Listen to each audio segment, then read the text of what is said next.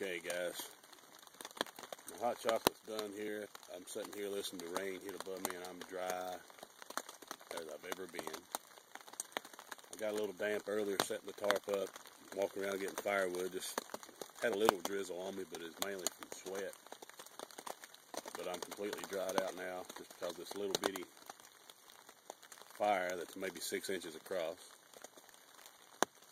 And I'm as relaxed as I've been in probably months, to tell you the truth. And it kind of reminds me of Elijah. You know, he had a message come to him from the queen that she was going to kill him. So he got spooked, and he ran off into the wilderness. And he was so scared and stressed that he leaned back against a tree and just asked God to go ahead and take him out, go ahead and kill him. He didn't want to fool with it anymore. He was so stressed out, that's to the point he was at. Well, he went to sleep. And when he woke up, there was an angel there. And he'd been running. He was physically stressed, mentally stressed, hungry, thirsty. And the angel had stuff for him to eat and drink. So when he ran to the woods, even though he was at the point where he didn't even want to go anymore, God knew what he needed. He gave him rest, and he gave him sustenance. Then he gave him more rest, and he gave him more sustenance. And we can use the woods for the same thing. We may not have a queen trying to kill us. I don't even know a queen, and if she's worried about me, she's not a good one. But just everyday life can get to us in a bad way. I mean, I don't care what all you have. I'm blessed beyond anything. I mean, I have a good family. I have a roof over my head, vehicle I can drive whenever I want to go somewhere, you know, all kinds of blessings. But everyday life can still get to you no matter how much you have, what you don't have. So when you come out into the woods, you can get a respite from all that. I mean, like I said, I've been here an hour and a half tops, and that's walking in, setting up and everything, and I'm more relaxed than I've been in a long time. I'm dry, I'm comfortable. The ground's wet, but I got a poncho I'm sitting on, I've got a tarp over my head. It's just wonderful. And we don't live in the woods like we used to as a people, as humans. Most don't, but they're still here. I'm in national forest. So it's public land. Anybody that wants to can get on it. Just in case I was going to pop a few squirrels, I did buy a hunting license and national forest stamp. But anybody's allowed to come to this. National forest is within a short drive from just about anybody in the country. State park, campground, something.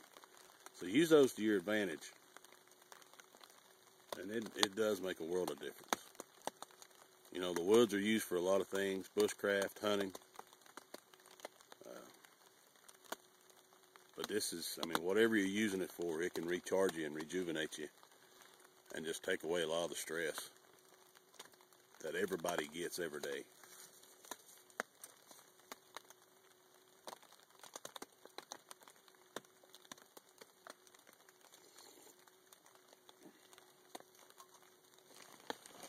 And I'm sitting here drinking hot chocolate in the middle of nowhere. I don't even drink hot chocolate at home. It's just something that never really crosses my mind to do.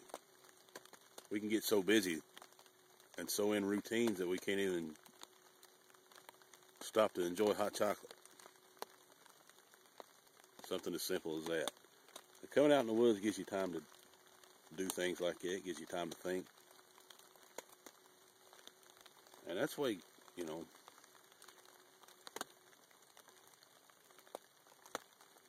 in times of the Israelites and even the practicing Jews today, the Sabbath was a holy day. God didn't make that for him. And he didn't make people to worship on the Sabbath and to do this. He made the Sabbath for people. He made the rules about the Sabbath so they would take a break and relax and rejuvenate their bodies and minds. And you don't have to wait till Sunday or Monday, whenever you think the Sabbath is. You can do that anytime you get a chance. And I know things are hectic and it's hard to find time sometimes. But even just go out in the backyard. And it helps so much. And like I said, it's not something that we just, not only do we enjoy it, not only does it help, but it's something that God wants us to do. He made the Sabbath for rest and rejuvenation for the mind and the body. Because if he didn't, they would have worked 7 days a week like a lot of us do. And that's not good for us as humans.